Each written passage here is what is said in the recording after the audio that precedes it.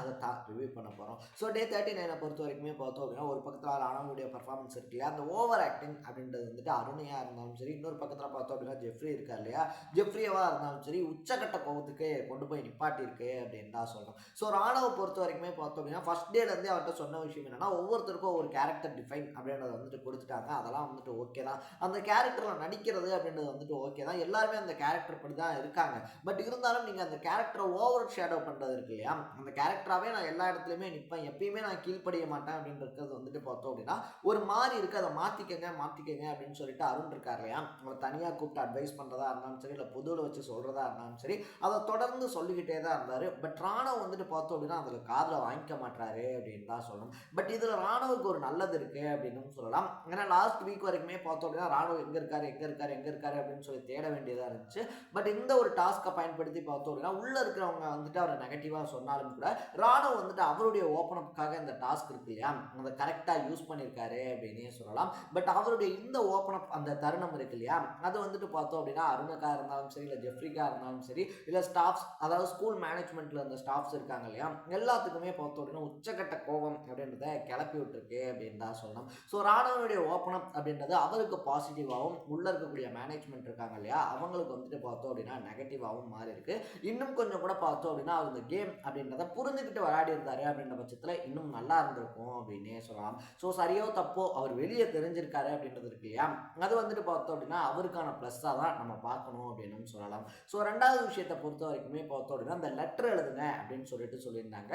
யார் வேணாலும் யாருக்கு வேணாலும் எழுதலாம். இந்த வீட்டில் வந்துட்டு இந்த ஸ்கூல் டாஸ்க் இருக்கு இல்லையா, அதில் ஏதாவது தப்பு நடந்துச்சு அப்படின்னா அந்த தப்பை சுட்டி காட்டி எழுதுங்க அப்படின்னு வந்துட்டு சொல்லியிருந்தாங்க. ஸோ இந்த லெட்டர் டாஸ்க்கை பொறுத்த வரைக்குமே பார்த்தோம் அப்படின்னா விஜய் சேதுபதி நேரில் வந்து 5 வாரமாக நேராக பேசுங்க, மழுப்பி பேசாதீங்க, ஒளிச்சு மறைச்சு பேசாதீங்க அப்படின்னு சொல்லிட்டு நேராக கிளாஸ் எடுத்தே அவங்க கேட்கல. இந்த லெட்டர் டாஸ்க்கில் மட்டும் கேட்டுருவோமா அப்படின்னு சொல்லிட்டு பார்த்தோம் அப்படின்னா ஒவ்வொருத்தருமே பார்த்தோன்னா எவ்வளோ மழுப்ப முடியுமோ மழுப்பி அதை ஃபன்னாக கொண்டு போகிறது, இல்லை லவ் லெட்டர் மாதிரி எழுதுறது அப்படின்னு சொல்லிட்டு பார்த்தோம் அப்படின்னா இந்த மழுப்பல் கேம் இருக்கு இல்லையா, டைரெக்டாக சொல்ல வர விஷயத்த நீங்கள் பண்ணது தப்பு, நீங்கள் இதை திருத்திக்கணும் அப்படின்னு சொல்லாமல் பார்த்தோம் அப்படின்னா அந்த விஷயத்தை மழுப்பி உழப்பி அதை வந்துட்டு எப்படி எடுத்துகிட்டு போகிறது அப்படின்னு சொல்லி தான் பார்க்குறாங்களே தவிர டைரக்ட் கேம் அப்படின்றது இன்னும் பிக் பாஸ் கண்டஸ்டன்ட் விளையாடவே மாட்டுறாங்க அப்படின்னு தான் சொல்லணும். ஸோ அதை எப்போ பழகிக்க போகிறாங்க, ஏன்னா கிட்டத்தட்ட 6 வாரம் முடிஞ்சு போச்சு, 7வது வாரத்துக்குள்ளே போகவும் போகிறாங்க. அட்லீஸ்ட் இனி இருக்கக்கூடிய வாரங்கள்லையாவது அந்த கேமை விளையாடுவாங்களா, இல்லை இப்படி உழப்பி மழுப்பியே வந்துட்டு லாஸ்ட் வரைக்கும் கொண்டு போயிடலாம் அப்படின்ற ஐடியாவில் இருக்காங்களா அப்படின்லாம் தெரில.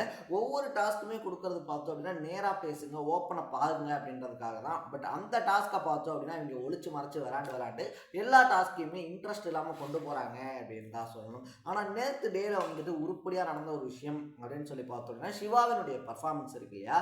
ஸோ ஸ்கூல் ஸ்டூடெண்ட்ஸ்க்காக பார்த்தோம் அப்படின்னா ஒவ்வொருத்தரும் ஒவ்வொரு மாதிரி பர்ஃபார்மன்ஸ் அப்படின்றது பண்ணிக்கிட்டு இருந்தாங்க. அதில் சிவாவினுடைய பர்ஃபார்மன்ஸ் அப்படின்றது வந்துட்டு ரொம்பவே சூப்பராக இருந்துச்சு அப்படின்னே சொல்லலாம். அவருடைய மிமிக்ரியாக இருந்தாலும் சரி, இல்லை பாடி லாங்குவேஜஸாக இருந்தாலும் சரி, அவர் வந்துட்டு கலை இருக்கு இல்லையா, அதை எவ்வளோ தூரம் ரசிக்கிறாரு, அவர் எந்த அளவுக்கு வந்துட்டு அவருக்கான அவருடைய வாய்ப்பு இருக்கு இல்லையா, அவருக்கான வாய்ப்பா அவர் என்னவா ப்ரூஃப் பண்ணிக்கணும் அப்படின்றத நினைக்கிறாரு அப்படின்றது நேற்று அவருடைய பர்ஃபார்மன்ஸ்ல தெரிஞ்சு அப்படின்னே சொல்லலாம். என்னதான் பிக் பாஸ்குள்ள கேம் ஆட வந்திருக்கேன், டைட்டில் வின் பண்ண வந்திருக்கேன் அப்படின்ற பாயிண்ட் ஆஃப் வியூல அவர் இருந்தாலும் கூட பார்த்தோம் அப்படின்னா இன்னொரு பக்கத்தில் வந்துட்டு அவருடைய டேலண்ட் என்ன அப்படின்றத வெளிக்காட்டிடணும், அதன் மூலயமா அவருக்கான ஒரு வாய்ப்பு இருக்கு இல்லையா, அது கிடைச்சிடணும் அப்படின்றத வந்துட்டு ரொம்பவே உறுதியா இருக்காரு அப்படின்னு சொல்லலாம். ஸோ அந்த வாய்ப்பு அவருக்கு கிடைக்குது அப்படின்ற பட்சத்தில் ரொம்பவே ஹாப்பியான பர்சனாக நான் மாறுவேன். ஏன்னா அவ்வளவு டேலண்டான பர்சனா சிவா இருக்காரு அப்படின்னு தான் சொல்லணும். நேற்று வந்துட்டு வீட்டில் ரொம்ப பெரிய பூகமாக அடிச்ச விஷயம் என்ன அப்படின்னு சொல்லி பார்த்தோம் அப்படின்னா தர்ஷிகா வந்துட்டு இந்த பாத்ரூம் கண்ணாடியில் போய் பேர் எழுதுனது இருக்கு இல்லையா, அது வந்துட்டு ஒரு அன்வான்டான ஒரு விஷயம் அப்படின்னே சொல்லலாம். ஏன்னா அதை வந்துட்டு இது ஒரு கேவலமான விஷயம், இது ஒரு சீப்பான விஷயம் அப்படின்னு சொல்லி சொன்னப்போ தர்ஷிகாவுக்கு பார்த்தோம் அப்படின்னா அவ்வளோ பெரிய கோபம் வந்துச்சு. ஏன்னா நம்ம வந்துட்டு ஒரு ஸ்கூல் லவ் அப்படின்றது பண்ணுறோம் அப்படின்ற பட்சத்தில் பார்த்தோம் அப்படின்னா அதை போயிட்டு இப்படி பாத்ரூமில் எழுதி வைக்கணும் அப்படின்னும், இல்லை இதெல்லாம் வந்துட்டு பண்ணாதான் அது ஸ்கூலும் இல்லை அது ஸ்கூல் மாதிரி போகும் அப்படின்ற மைண்ட் செட் இருக்கு இல்லையா. நம்ம முன்னாடியே வந்துட்டு சொல்லியிருந்தோம் அந்த ட்ரையாங்கல் லவ்க்கே வந்துட்டு. ஸோ இதெல்லாம் வந்துட்டு பண்ணி இதை குழந்தைகள் பார்க்கும்போது பார்த்தோம் அப்படின்னா இது வந்து ஒரு யூஸ்ஃபுல்லான விஷயம் தான் போல. ஒருத்தர் இன்னொருத்தரோட பேசிட்டு இருக்காங்க அப்படின்னா நம்மளும் போய் நடுவில் அவங்கள்ட்ட பேசலாம் போல அப்படின்ற மைண்ட் செட்டுக்கு வருவாங்க அப்படின்னு சொல்லிட்டு அதே மாதிரி தான் பார்த்தோம் அப்படின்னா இப்படி வந்துட்டு ஒரு பொண்ணு ஒரு பையனோட பேரை சேர்த்து பாத்ரூமில் எழுதலாம் அப்படின்ற மாதிரி ப்ரொடக்ட் பண்ணுற விதம் இருக்கு இல்லையா, அது ரொம்பவே தப்பான ஒரு விஷயம் அப்படின்னு தான் சொல்லணும். ஸோ அதை பண்ணிட்டு பார்த்தோம் அப்படின்னா அதை கடைசி வரைக்கும் தர்ஷிகா ஒத்துக்கவே இல்லை. அது ஸ்டூடெண்ட்ஸ்க்கும் மேனேஜ்மெண்ட்டுக்கும் பெரிய இஷ்யூவாக வெடிச்சு அது ரொம்ப பெரிய அளவுக்கு வெடிச்சதுக்கு அப்புறமா தான் பார்த்தோம் அப்படின்னா தர்ஷிகா இருக்காங்க இல்லையா, அதை நான் தான் பண்ணேன் அப்படின்ற மாதிரியே ஒத்துக்கிட்டாங்க அப்படின்னே சொல்லலாம். ஸோ அவங்க ஸ்டார்டிங்லேயே அதை ஒத்துக்கிட்டாங்க அப்படின்னா வந்துட்டு அந்த பிரச்சனை அவ்வளோ பெருசாக வெடிச்சிருக்காது. ஏன்னா ஸ்டார்டிங்லேயே யார் எழுதுனது அப்படின்னு சொல்லி கேட்கும்போது தர்ஷிகா வாயவே திறக்காம தான் இருந்தாங்க. அது ரொம்ப பெரிய பிரச்சனையாக வெடிச்சதுக்கு அப்புறமா தான் பார்த்தோம் அப்படின்னா தர்ஷிகா வாயை திறந்தாங்க. ஆனால் யாருமே தர்ஷிகா தான் அதை எழுதியிருப்பாங்க அப்படின்னு நினைக்கல. வேற யாராவது எழுதியிருப்பாங்க அப்படின்ற பாயிண்ட் ஆஃப் வியூல போய் கடைசியில் தர்ஷிகா தான் எழுதியிருந்தாங்க அப்படின்றது இருக்கு இல்லையா. அவங்க வந்துட்டு பார்த்தோம் அப்படின்னா ஸ்டூடெண்ட்ஸாக நடந்துக்கிறதுலையும் வந்துட்டு ஒரு சில விதிமுறைகள் ஒரு சில நெறிமுறைகள் அப்படின்றது இருக்கு. அதை கிராஸ் பண்ணிட்டாங்க அப்படின்னே சொல்லலாம். லாஸ்ட் பட் நாட் லீஸ்ட் அப்படின்ற மாதிரி பார்த்தோம் அப்படின்னா ஜாக் இருக்காங்க இல்லையா, ஜாக்கினுடைய பர்ஃபார்மன்ஸ் அப்படின்னு தான் சொல்லணும். ஏன்னா ஜாக்லின் வந்துட்டு பார்த்தோம் அப்படின்னா அவங்க எந்த பாயிண்ட் வேணாலும் எடுத்து வைக்கலாம், அவங்க என்ன வேணாலும் பேசலாம். பட் அவங்கள யாராவது ஏதாவது சொல்லிட்டாங்க அப்படின்னா உடனே ப்ரோக் ஆகி அழுது என்னால் முடியல மச்சான் நான் எவ்வளோ நேரம் சொல்கிறேன் அப்படின்ற மாதிரி வந்துட்டு சொல்லிட்டு இருப்பாங்க. ஆனால் இதே ஜாக்லின் இன்னொருத்தருக்காக வக்காலத்து வாங்கும் போதா இருந்தாலும் சரி, இல்லை இன்னொருத்தருக்காக பேசும் போதா இருந்தாலும் சரி, அப்படியே வரைஞ்சு கட்டிட்டு வருவாங்க. அப்படி ஒரு எனர்ஜி பவர் அப்படின்றது அவங்களுக்குள்ள இருக்கும். ஸோ ஜாக்லின் வந்துட்டு பார்த்தோம் அப்படின்னா அவங்களுடைய டூ ஃபேஸஸ் அப்படின்றத மாற்றி மாற்றி எங்கே எது தேவையோ அதை காட்டிட்டு இருக்காங்க அப்படின்னு தான் சொல்லணும். ஏன்னா போல்டாக பேசுகிற இடத்துலலாம் பார்த்தோம் அப்படின்னா செம்ம போல்டாக பேசுவாங்க. அவங்கள்ட்ட யாராவது போல்டாக பேசிட்டாங்க அப்படின்னா உடனே உட்காந்து உடஞ்சு அழுகிறது இருக்கு இல்லையா.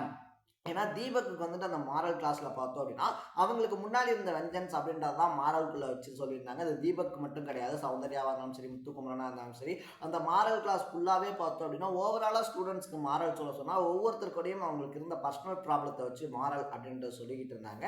அது தீபக்கை ட்ரிகர் பண்ணிருந்துச்சு அப்படின்னே சொல்லலாம். ஸோ நேற்று வந்து அந்த இஷ்யூ எடுத்து வைக்கும் போது பார்த்தோம் அப்படின்னா தீபக் கிட்ட மன்னிப்பு கேட்டு போய் பாத்ரூமில் உட்காந்து மணிக்கணக்காக அழுததாக இருந்தாலும் சரி, இதெல்லாம் வந்துட்டு ஒரு தேவையில்லாத பர்ஃபார்மன்ஸ் அப்படின்றதான் என்னுடைய பாயிண்ட் ஆஃப் வியூ நான் பார்க்குறேன். ஏன்னா அதே ஜாக்லின் தான் பார்த்தோம் அப்படின்னா வேற யாராவது ஏதாவது பண்ணாங்க அப்படின்னா அதுக்கு அகைன்ஸ்டாக 1 மணி நேரம் பேசுகிறாங்க.